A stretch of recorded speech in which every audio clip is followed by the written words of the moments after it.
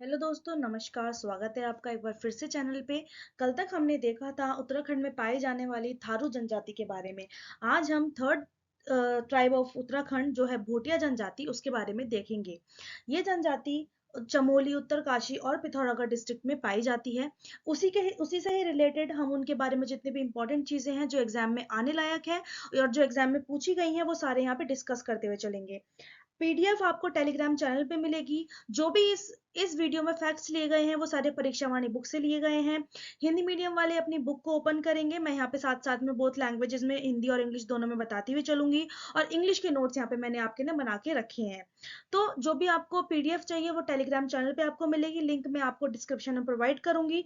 Time waste ना करते हुए पढ़ते हैं ट्राइब्स ऑफ उत्तराखंड में। आज थर्ड ट्राइब जो कि है भोटिया ट्राइब, भोटिया जनजाति। भोटिया जो है वो अपने आप को कीरत वंश का मानते हैं। किस वंश का मानते हैं? कीरत वंश का मानते हैं। और ये सेमी नोमैटिक ट्राइब है, यानी कि अर्ध घुमंतु ट्राइब है। ये अर्ध घुमंतु जनजाति है, कीरत वंशीय है। ये अपने आप को खश राजपूत कहते हैं। ये अपने आप को खश राजपूत कहते हैं। कश्मीर के लद्दाख में इन्हें भोटा कहा जाता है। कश्मीर और लद्दाख में इन्हें भोटा कहा जाता है, सॉरी भोटा।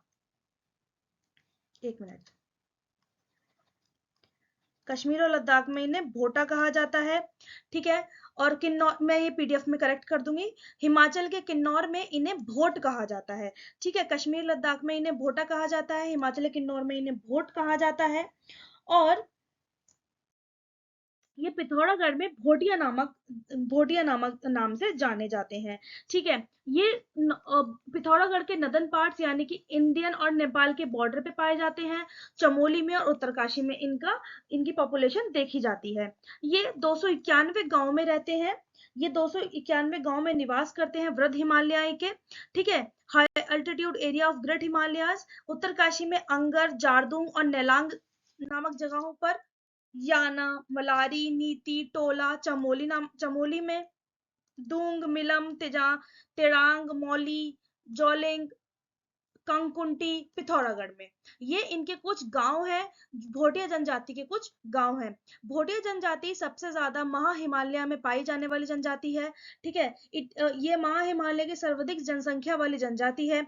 गढ़वाल में मरछा और तोलचा, गढ़वाल के चमोली में इन्हें मलछा और तोरचा तथा उत्तरकाशी में जाड़ भोटिया नाम से जाना जाता है।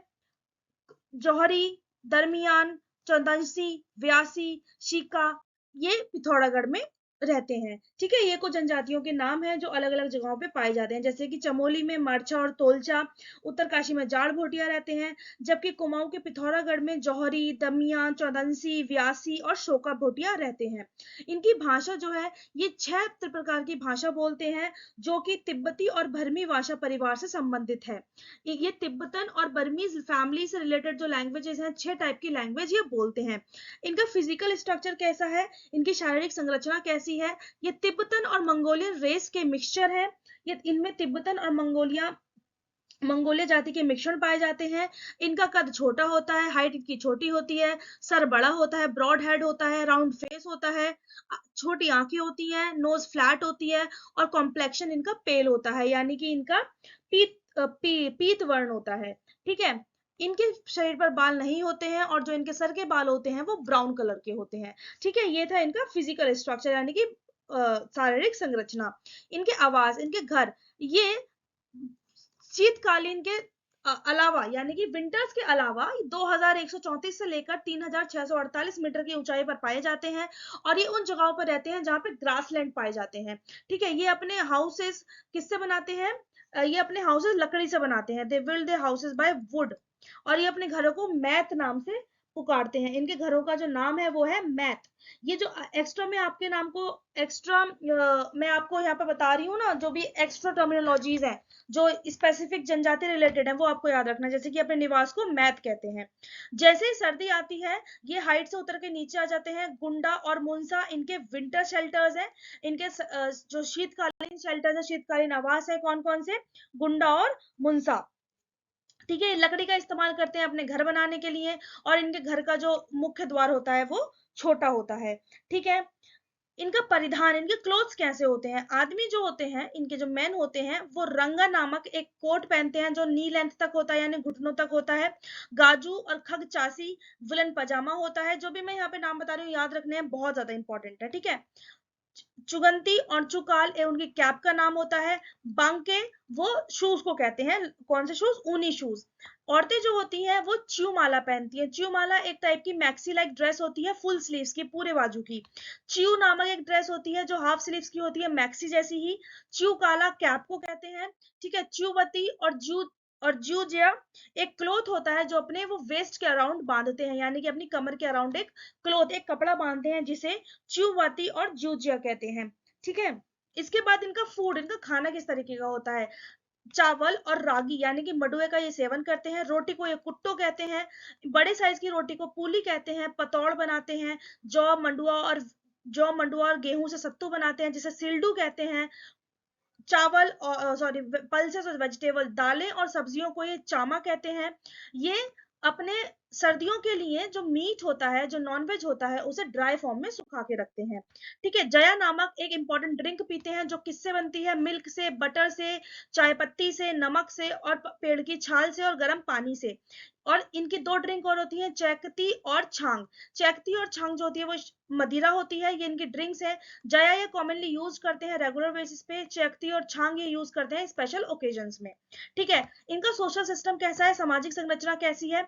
इनमें पितृ सत्तात्मक सोसाइटी होती है, पैट्रियार्कल सोसाइटी होती है और पितृ स्थानीय सोसाइटी होती है। शादी के बाद स्त्री को अपने पति के घर आना पड़ता है, ठीक है।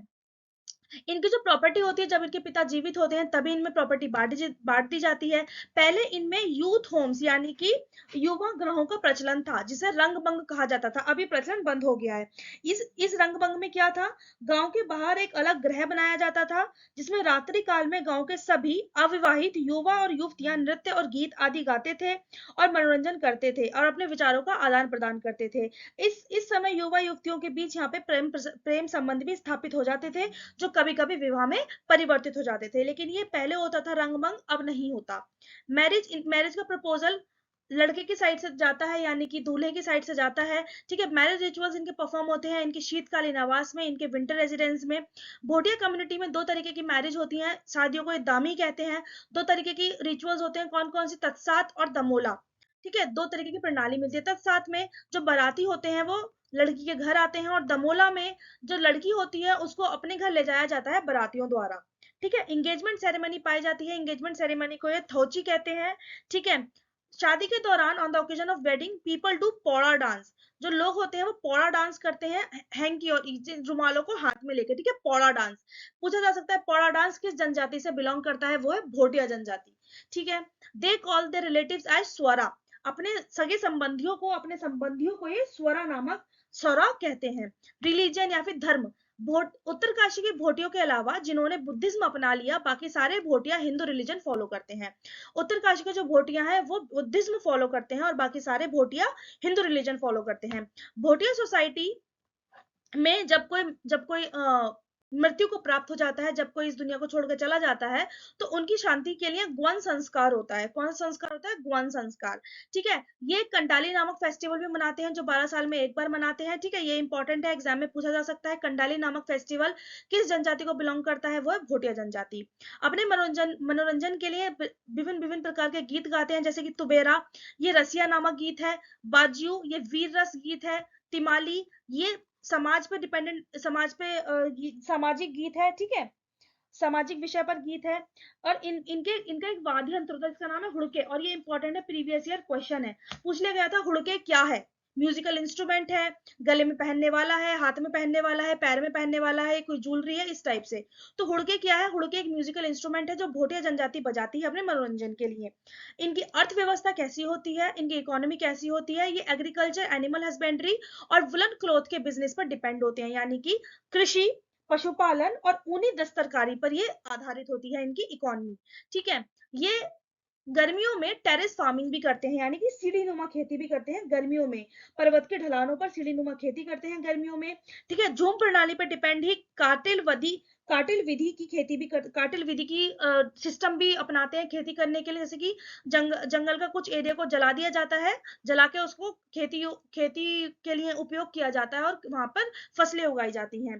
तो झूम झूम खेती की जैसे ही काटिल विधि सिस्टम को अपनाते हैं खेती करने के लिए। तो गाइज ये थी हमारी भोटिया जनजाति। इसके बाद हमारी दो जनजातियां बचती हैं, बोक्सा और राजी, जो कि इसके बाद ही आपके कंटिन्यूएशन में आएंगी।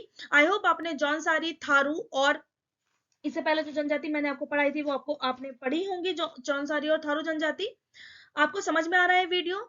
अगर आपको अच्छा लग रहा है तो आप जानते हैं आपको क्या करना है, आपको लाइक शेयर और सब्सक्राइब करना है, चैनल को सपोर्ट करना है।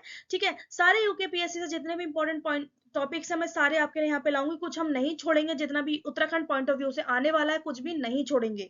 करंट अफेयर्स भी करेंगे, उत्तराखंड जीके भी करेंगे, कुछ भी हम यहाँ पे नहीं छोड़ेंगे। पीडीएफ आपको टेलीग्राम चैनल पे मिलेगी। कल मिलते हैं नए वीडियो के साथ, नई जनजाति के साथ। बाय बाय, थैंक यू, धन्यवाद।